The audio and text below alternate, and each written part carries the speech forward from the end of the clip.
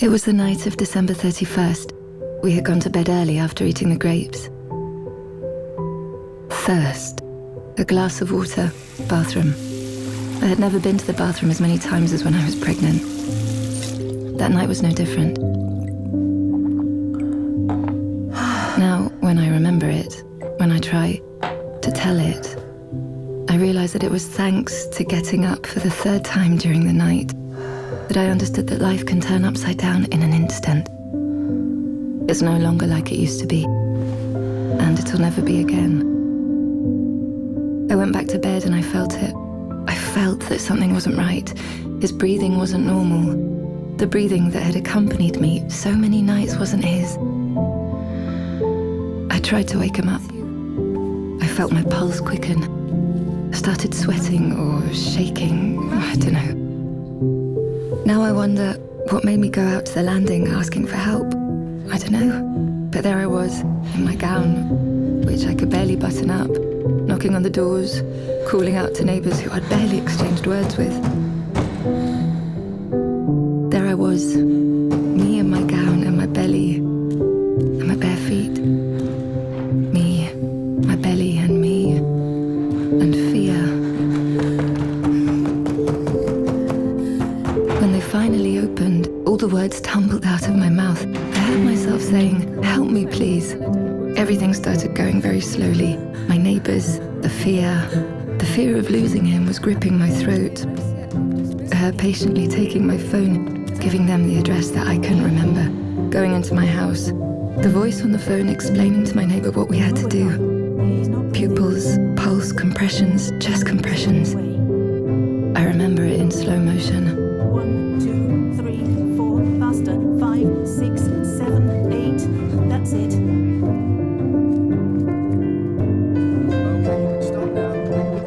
I remember me hugging my belly so the baby wouldn't see what was happening.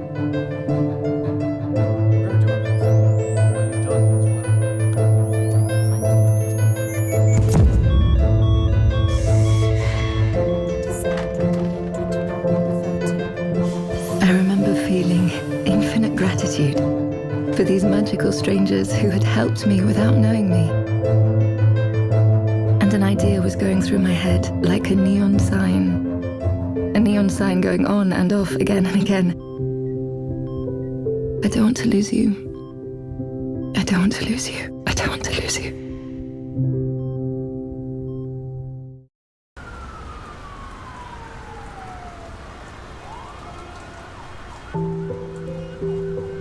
Everything they say about retirement is true. The feeling that a chapter is over. The sudden feeling of freedom. A freedom that comes and you almost don't know what to do with it.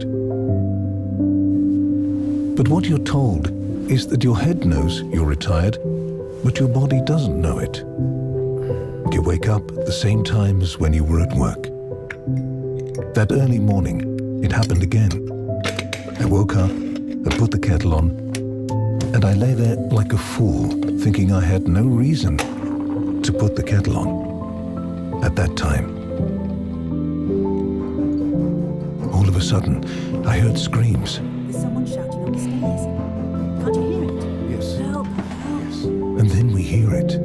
Help me. Please help me.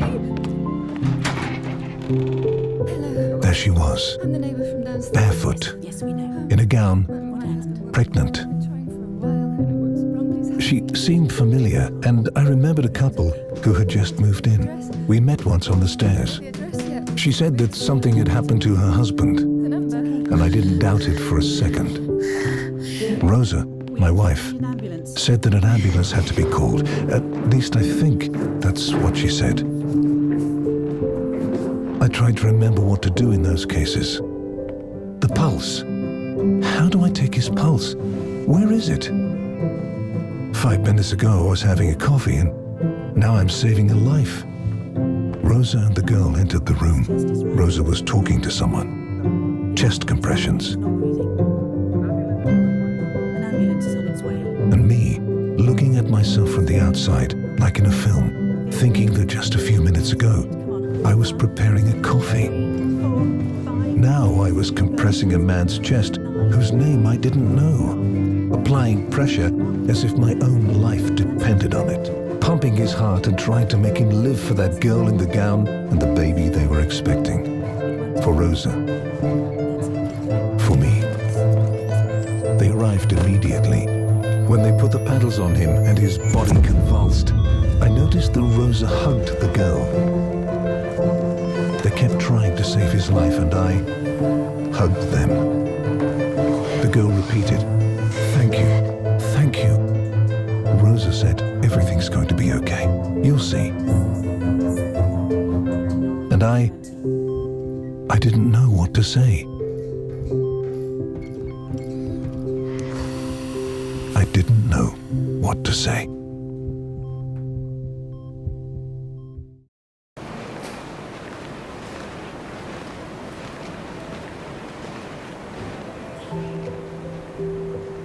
My first memory as a child is the phone in the middle of the night. Mum saying to Dad, Hello? "It's from the hospital," Yes, hang on. and watching him run out Hello? without a word. All right. Okay, yeah. On my way.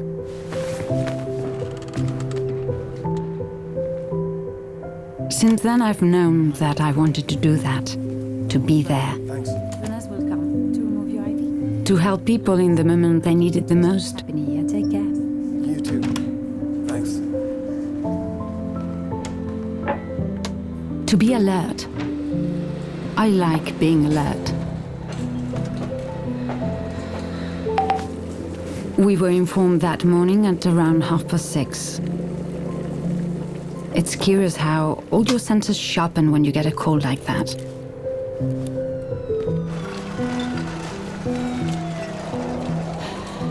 I thought, it's serious. We had to act as quickly as we could. The patient had arrived in a very critical condition. That it was. A heart. A heart that couldn't wait. We had to act immediately. I went out to tell her. She looked at me incredulously, as if she couldn't believe that this, precisely this, was happening to her, to him, to them, on New Year's Eve. That night. This usually occurs when there is a blockage of a coronary artery. We will proceed with an urgent catheterization. Okay? I thought she was going to shatter. And I knew I had to tell her what she needed to hear.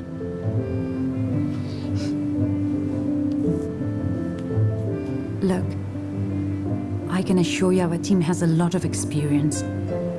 He's in good hands and we will do our very best. Be reassured.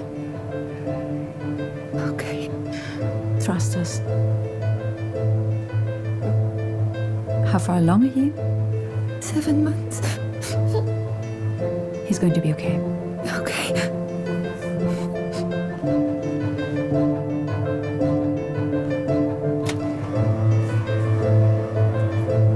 As I walked away, I turned to look at her. There was concern in her eyes, of course. But there was also hope.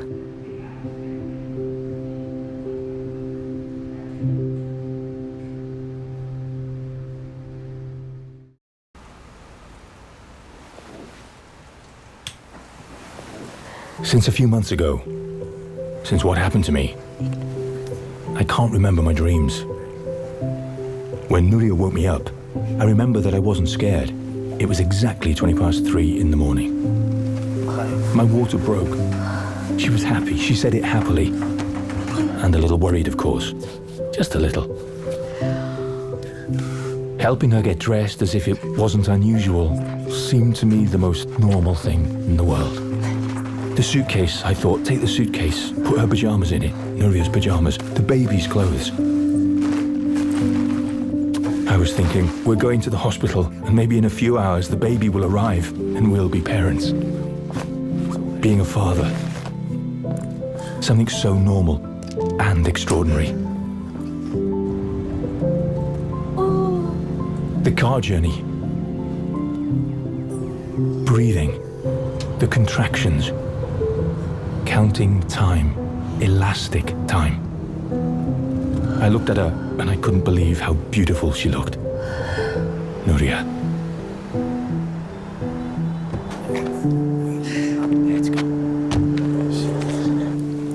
When we arrived, Sarah was there. A good omen, I thought. She wished us luck. I felt that everything was accelerating in a strange way. Nuria squeezed my hand, and I wanted to squeeze hers to reassure her. I was so nervous that the words wouldn't come out. They wouldn't. I guess that it was because I was in the same hospital where I was saved. I don't know. I felt a terrible fear of losing Nuria, of losing the baby, of losing everything. I went to prepare Nuria and said that the baby was coming. They gave me a cap and a gown and let me into where she was. I saw Nuria sweating, panting, struggling. I thought I had to save this moment in my memory forever.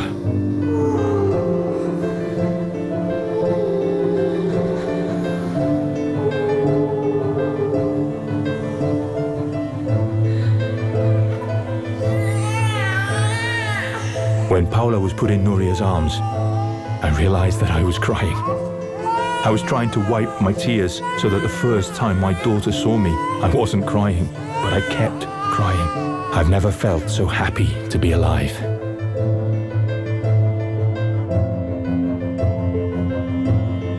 I silently thanked everyone who had helped me get there.